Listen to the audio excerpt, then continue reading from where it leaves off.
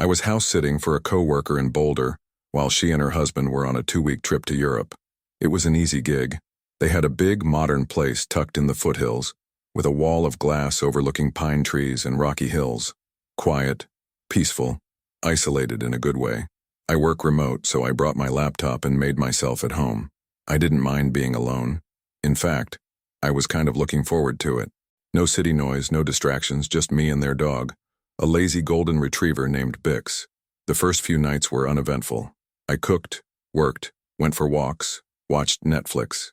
The house had a smart system with voice commands, but I didn't use it much. Just the basics, like turning off the lights at night or locking the doors. There were cameras too, though I wasn't really paying attention to those. The guest room where I slept had a massive window facing the forest. No blinds, just raw glass from floor to ceiling. The first night I lay there staring out into blackness, watching the trees sway like silent dancers. It was beautiful but unnerving. I couldn't shake the feeling that someone could be watching me from out there, just standing behind the trees. But nothing happened. I figured it was my imagination. The fourth night, around 3 a.m., I woke up. I didn't know why at first. Bix was snoring at the foot of the bed. The house was silent. I rolled over and glanced at my phone. 3:07. That's when I saw the silhouette. At first I thought it was just a reflection, but it didn't move when I did. It was outside the window. A shape, tall, unmoving, just standing there, watching. I froze. My eyes adjusted. It looked like a woman. Long hair, lean build. She was maybe 10 feet from the glass, facing directly toward me. I sat up, still not moving, not blinking. I blinked, rubbed my eyes. When I looked again, she was gone. Gone. I told myself it was a hallucination, a shadow, maybe even a deer, a trick of the light. I didn't want to be that person who freaked out over a shadow. But the next night, I saw her again. This time, it was earlier. I'd gone to bed around midnight and woke just before 2 a.m. I didn't know why. Again, no sound, nothing obvious. But Bix was whining softly. He wasn't barking, just this low whimpering sound, like something had spooked him. I sat up and looked out the window, already dreading what I might see. There she was. Same position, same distance, same posture. Only this time, her head was slightly tilted, like she was studying me. I whispered, "Hey," thinking maybe it was someone lost. But she didn't react, didn't flinch, just stared. I fumbled for my phone and turned on the flashlight. In that brief moment, when the beam hit the window, she vanished again, like she'd never been there. No footsteps, no rustling leaves, nothing. I checked the smart home security app. The camera facing the back window had been turned off. I hadn't done that. I tried turning it back on. It wouldn't connect. That's when I started feeling really uneasy. I texted my coworker, pretending it was just a "how's the trip" message, and casually mentioned the cameras seemed glitchy. She didn't respond until morning, saying they sometimes cut out, but to let her know if anything felt off. That day, I checked around the yard. Nothing. No footprints. But the air smelled weird, like rust and pine, that iron smell you sometimes get before it rains. But the sky was clear. I didn't sleep that night. I stayed in the living room with Bix, watching the back window from a distance. Nothing appeared, but the camera light blinked off again around 2:15. The last night I stayed there, I cut my stay short. I woke up around 4 a.m. I'd crashed on the couch. Bix was growling, not barking, but this low, vibrating growl from deep in his chest. I sat up, heart pounding, and looked toward the glass wall. Nothing. Then the front door creaked. It didn't open, just creaked. Slow pressure, like someone was testing it. I got up quietly and looked through the peephole. No one. Then I remembered something. There were 2 glass doors on the side deck that didn't auto-lock. I crept through the hallway, stepping as silently as I could, and froze. There were muddy footprints on the tile, small ones, barefoot. I backed away and went straight to the master bedroom where the main panel controlled the whole house. I hit lock all. Nothing. The screen said, "Manual override active." That's not even a thing I knew existed. Then, clear as day, I heard movement upstairs. Slow, deliberate footsteps, but no one should be upstairs. I hadn't been up there in days. I grabbed a fire poker from beside the fireplace and crept toward the stairs. But Bix ran ahead, barking violently.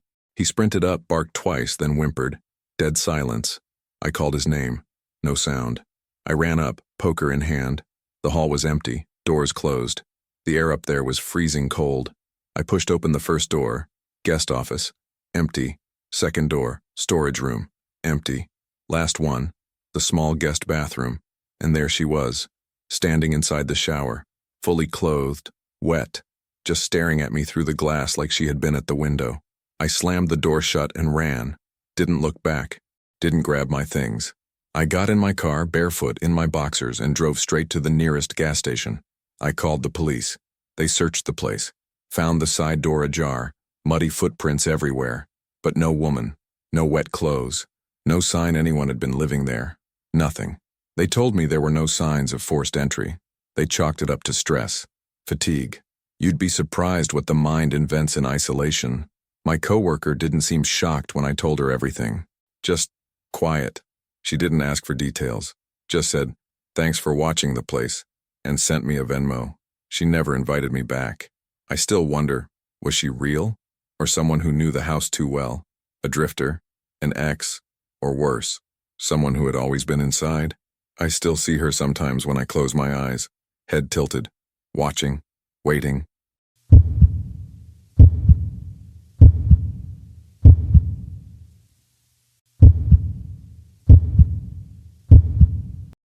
I was relocating from Phoenix to Las Vegas for a job offer I couldn't turn down. Since my own car was in the shop, I booked a basic rental, a silver 2020 Hyundai Sonata. Clean, low mileage, no issues. Just something to get me and my stuff from point A to B. I picked it up around 9 a.m. on a Thursday. The guy at the counter was chatty, asked if I wanted the GPS tracker turned on. I said no. I already had my phone and didn't like the idea of someone knowing where I was every mile of the way. By noon, I was halfway through the desert. I had a few bags and a small cooler with drinks. Music low, windows cracked. Just me and the sunburnt highways stretching forever. It was peaceful, until I noticed the car, a white SUV. It had been behind me since I left the gas station just outside Wickenburg. At first, I didn't think much of it. But after nearly an hour of it matching every lane change, every stop, every detour, I started getting this itch, that tight, dry feeling in your throat when your instincts wake up. I switched lanes. The SUV followed. I slowed down to 55. It did too. I sped up to 80. It stayed right behind me. Not tailgating, not aggressive, just shadowing. At one point, I pulled off at a dusty side road near a rundown rest stop. I parked and pretended to be checking my tires. The SUV drove past slowly. I noted the plate. Nevada tags. The windows were tinted black, too dark for legal limits. I couldn't see the driver. I waited 5 minutes and got back on the road. 5 minutes later, I saw the SUV in my rear view again. I knew it was the same one. It had a cracked right tail light. I hadn't imagined that. Now I was starting to panic even if I didn't want to admit it. The desert's open nothingness makes you feel vulnerable in a way cities don't. You start thinking of worst-case scenarios. I called a friend in Vegas, told him someone might be following me. He said to pull over at the next major town and call the police. I told him I'd keep driving. It was daylight. I felt safer on the move. I passed a road sign that said, "Next services, 43 miles. Great. After another 15 minutes, I thought I'd lost the SUV. I didn't see it behind me anymore. I relaxed a little, rolled down the window, let the air sting my face. Then I saw it. In front of me. The SUV. Parked on the shoulder, hood up like it had broken down. But it hadn't passed me. It couldn't have passed me. There were no exits, no detours, no dirt paths. I would have seen it. I slowed down as I approached. I kept my eyes locked on the vehicle. No movement. The hood was up, but the engine didn't look hot. No steam, no hazard lights. It looked staged. As I passed, I finally saw the driver. A man, mid-40s maybe, ball cap, sunglasses, thick beard. He was leaning against the back, watching me, smiling. He didn't wave, didn't move, just smiled. My gut twisted. I hit the gas. I didn't look back. 30 minutes later, I reached a larger stretch of road near Kingman, where a small gas station sat like an oasis. I pulled in, heart still racing, and walked into the mini-mart. I told the cashier what happened. She looked outside and said, "You were followed?" I nodded. She leaned in slightly and whispered, "We've had a couple travelers come in this week saying the same thing. White SUV. Big guy. Always alone." She said one woman claimed the man flashed a badge once and tried to make her pull over. He said he was a cop, but he wasn't. I called the local sheriff's department. They said they'd send someone out, but I could also come by and file a report. I agreed, but before I could finish my soda, I looked outside, and the SUV was there, across the road, engine running, facing me. The man wasn't inside. I stepped back from the glass. Then I heard the door chime. Someone had entered the mini-mart. I didn't turn around. I walked straight into the back cooler, ducked behind a soda shelf, and pulled out my phone. I texted my friend my location. He told me to stay hidden and keep the line open. Footsteps creaked on the tile. Slow, not asking for anything, not moving toward the counter, just circling. I heard the cashier say, "Can I help you, sir?" No response. Then silence. Too much silence. I peeked through a gap in the soda shelf and saw no one. The front door was swinging shut. The SUV was gone. When the deputy arrived 20 minutes later, I gave them all the details. They ran the plate number I remembered. It came back unregistered, possibly stolen. They took my statement but said, unless I had proof or he did something criminal, there wasn't much they could do. I got to Vegas that night and returned the rental the next morning. When I handed over the keys, the guy at the counter smiled and said, "So, how was the ride? You had a tracker on after all. Corporate forgot to disable it." I stared at him.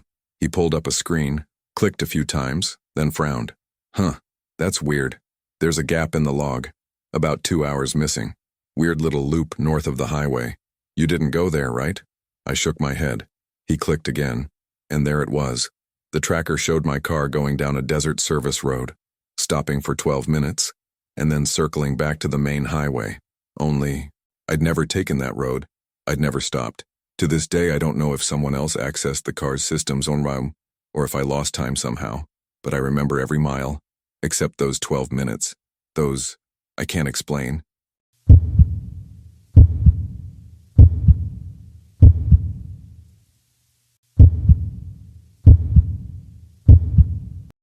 Last fall, I went on a solo trip to Asheville to disconnect from everything.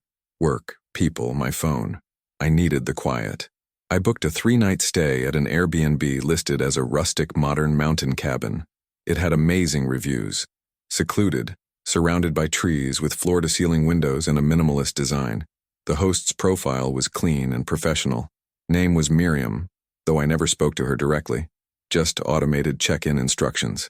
I arrived around 5:30 p.m., and right as the sun was beginning to dip behind the hills. The road up was narrow and winding, and the last stretch was gravel. When I got out of the car, it was completely silent. No birds, no wind, just the sound of my boots crunching on loose dirt. Inside, the place was beautiful. Wooden beams, stone fireplace, spotless kitchen. There was a huge bedroom upstairs and a smaller one downstairs. I tossed my bag on the couch, poured a drink, and sat on the deck to take in the view. Nothing but trees and soft blue dusk. By 9 p.m., it was pitch black. I had no cell service, no Wi-Fi either. It was down, according to a little sticky note on the router that said, "Outage in the area. Sorry for the inconvenience. M." I didn't think much of it. I'd come here to be offline anyway. Around 11 hour, I locked up, turned off the lights, and went upstairs to bed. The bedroom window faced the woods. No curtains, just darkness. As I lay there, I noticed the faint sound of something, like a shuffle, leaves, then nothing.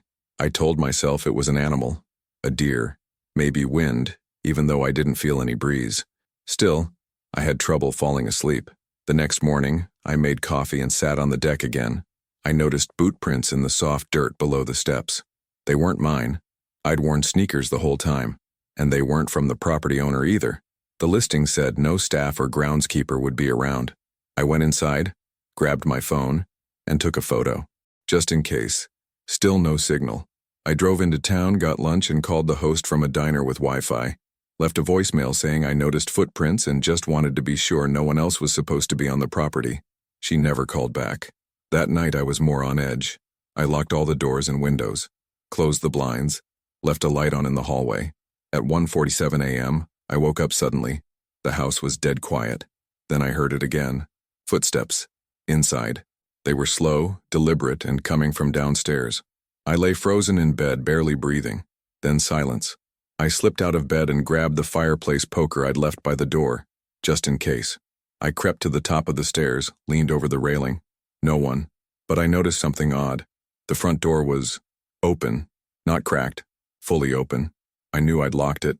I went down, closed it, locked every bolt, then moved a chair in front of it for good measure. I barely slept after that. When I got up the next morning, the door was shut, locked, chair undisturbed. I began to wonder if I'd dreamed it. On the third and final night, I packed my bag early. I planned to leave before sunrise. I sat on the couch, fully dressed, watching the front door, fireplace poker in my lap. It was around 3:12 a.m. when I heard a sound I will never forget. It came from the wall, a sharp tapping, like fingernails. Then, a low, raspy breathing sound, inside the wall, just behind the wooden paneling. I stood and backed away slowly. The sound moved, around the living room, behind the drywall, then up, into the ceiling. That's when the lights cut out, all of them. I grabbed my flashlight and aimed it at the stairwell, and I saw someone, just the outline, standing halfway up the stairs, head tilted sideways, arms loose at their sides. I froze. Then I said, "Who are you?" No answer. I blinked, and they were gone. I ran outside. The woods were cold and wet. I bolted to my car and tried to start it. Nothing. Dead. Not even the dash lights came on. That's when I realized I never saw a driveway camera. No keypad. No gate. And worse, when I went back to try the front door, it was gone. Not just locked. Gone. Like it had never existed. A solid wall of wood in its place. I circled the cabin 3 times. No back door. No side exits. Every window now completely sealed. Not boarded, sealed. No seams, like a model house. And then the inside lights turned back on. But I was outside, and someone else was moving inside the cabin. I watched them pass the upstairs window. Then I heard my own voice, coming from inside, repeating my voicemail to the host. "Hey Miriam, just wanted to check in about the footprints I found." The figure stopped at the window and stared directly at me. Same height, same hoodie, same face. It was me. It smiled and pulled the blinds shut. I ran, through the woods, downhill, slipping on rocks, bleeding. I don't know how long I ran, but eventually I saw lights. A highway. I flagged down a trucker who brought me to the nearest police station. They searched the area, found no cabin, no structure of any kind, no road matching the one I'd used. I pulled up the Airbnb listing from my phone. It was gone, removed, deleted, like it had never existed. I still have the voicemail I left, but when I play it now, it doesn't sound like me anymore. It's slower, the voice slightly warped, and at the end you can hear breathing right next to the phone.